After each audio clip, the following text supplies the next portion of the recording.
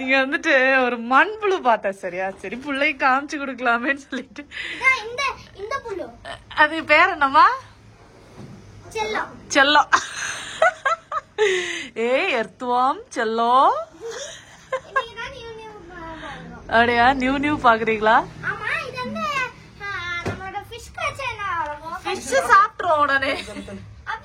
இப்போ வந்து அத்தா என்ன பண்ண போறாங்கன்னா அதை யூஸ் பண்ண போறாங்க. எப்படின்னா அதை எடுத்து அதுக்கு ஹெல்ப் பண்றாங்களா என்ன பண்றாங்கன்னு தெரியல. அதை எடுத்து தொட்டிக்குள்ள விட்டுறலான்னு சொல்றாங்க. மீனுக்கு இல்லடா, ஏதாவது ஒண்ணுல விடுங்க. தெரியல எங்க இருந்து வந்துன்னு தெரியல. கேட்ட லாக் பண்ணாம அப்பதான் பார்த்தேன். எர்த்துவாம் செல்லம், சாப்பிட்டு தூங்கு.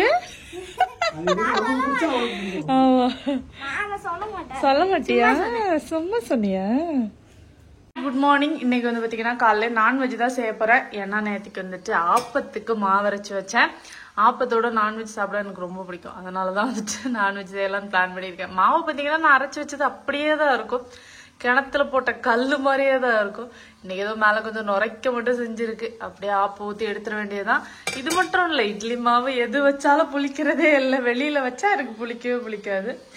அந்த ஓடிஜில வச்சதுக்கு பிறகு அழகா புளிச்சு நல்லா தான் இருந்தது. ஆனா திடீர்னு பாத்தீங்கன்னா இதோட லைட் ஒரு நாள் ஃபியூஸ் போயிருச்சு.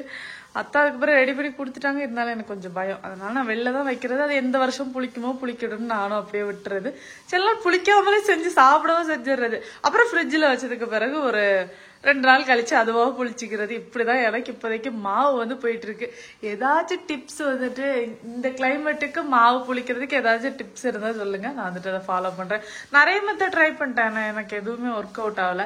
யார்ட்டாவது கேட்டா சொல்றாங்க உன் கைக்கு மாவு புளிக்கலன்னு. அதுக்கு வேண்டி கையை வெட்டி தூரவா போட முடியும். இப்ப பாலை வச்சுட்டு கொஞ்ச நேரம் வேடிக்கை பார்க்கலாம். நீங்க வந்து உட்காந்துருக்கேன். இந்த இடம் ரொம்ப நல்லா இருக்கும். காலைல ஒரு 8 மணி வரைக்கும் இந்த ரோடு வேற பயங்கர பிஸியா இருக்கும். அதனால நல்லா வேடிக்கை பார்த்துட்டு இருக்கலாம்.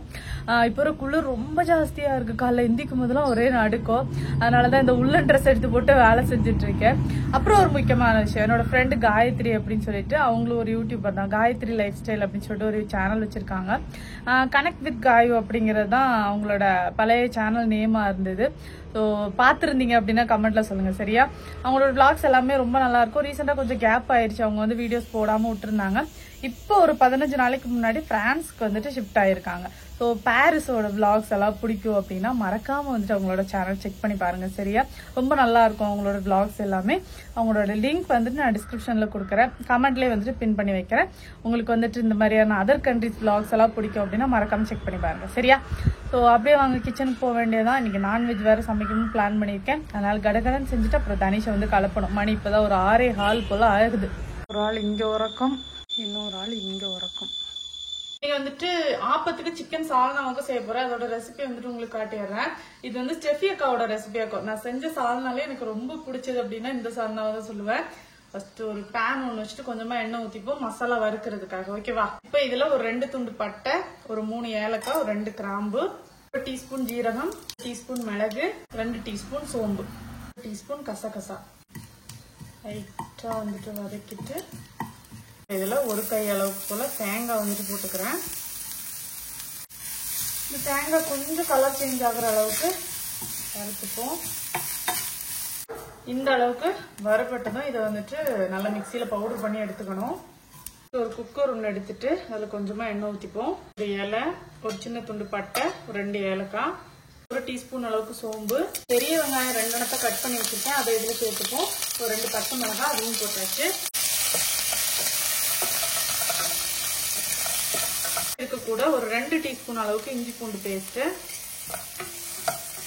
கொஞ்சம் நல்லா வதங்கட்டும் இந்த வெங்காயம். இதுல ஒரு பிஞ்ச் அளவுக்கு மஞ்சள் பொடி, ஒரு 2 டீஸ்பூன் அளவுக்கு வத்தல் பொடி, 2 டீஸ்பூன் மல்லிப்பொடி. வறுத்து அரைச்சோம்ல அந்த மசாலாவையும் இதுல சேர்த்துக்கலாம்.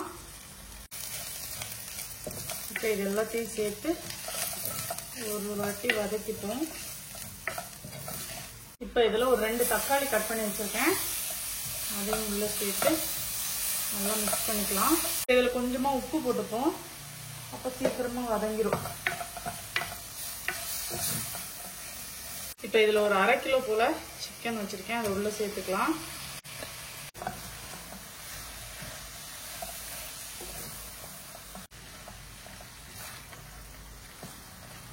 இப்போ இதுல தண்ணி ஊத்திப்போம். தண்ணி கொஞ்சம் ஜாஸ்தியாவே ஊத்திக்கோங்க, ஏன்னா சால்னா தானே.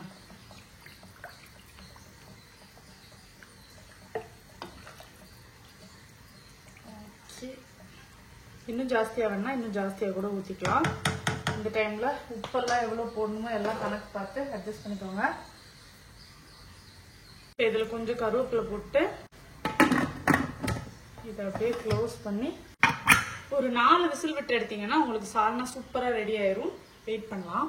அவ்வளவுதான், சிக்கன் சால்னா பார்த்தீங்கன்னா சூப்பரா ரெடி ஆயிருச்சு. நல்ல டேஸ்டா இருக்கும். சரியா, இது வந்து தோசை, சப்பாத்தி இது எல்லாத்துக்குமே ரொம்ப நல்லா இருக்கும். பரோட்டா, ஆப்பம் எல்லாத்துக்குமே சூப்பரா இருக்கும். கண்டிப்பா வந்து ட்ரை பண்ணி பாருங்க. சரியா, இல்ல நான் இன்னொன்னு பண்ணுவேன். என்ன பண்ணுவேன் தெரியுமா, எல்லாருமே இந்த சால்னாவை எடுத்து சாப்பிடுவோம். சிக்கனை வந்துட்டு அந்த அளவுக்கு இந்த சால்னால உள்ள சிக்கனை அந்த அளவுக்கு விரும்பி சாப்பிட மாட்டேன். ஏன்னா அது கொஞ்சம் மசாலா வந்து ரொம்ப இல்லாம கொஞ்சம் நார்மலா தானே இருக்கும்.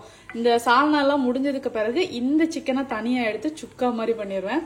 அது இன்னுமே சூப்பரா இருக்கும். இன்னைக்கு வந்ததான் செய்வேன், ஆனா மத்தியானத்துக்கு மேலதான் செய்வேன். ஏன்னா அது வந்து சுட சுட சாப்பிடதான் நல்லா இருக்கும். அதனால அந்த டைம்ல டக்குன்னு செஞ்சு சாப்பிட்டுறது. அப்படியே ஆப்போசிட் எடுத்துடலாம்.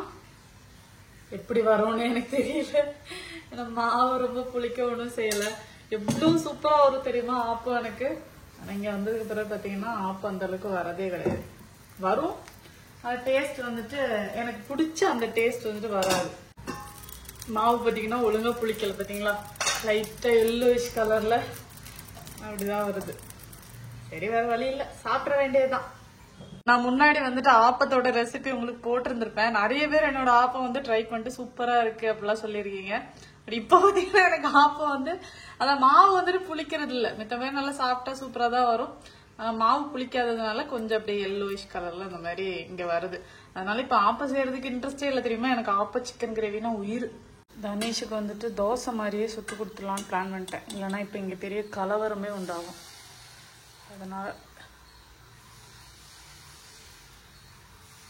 கேட்டா தோசைன்னு சொல்லிடலாம்.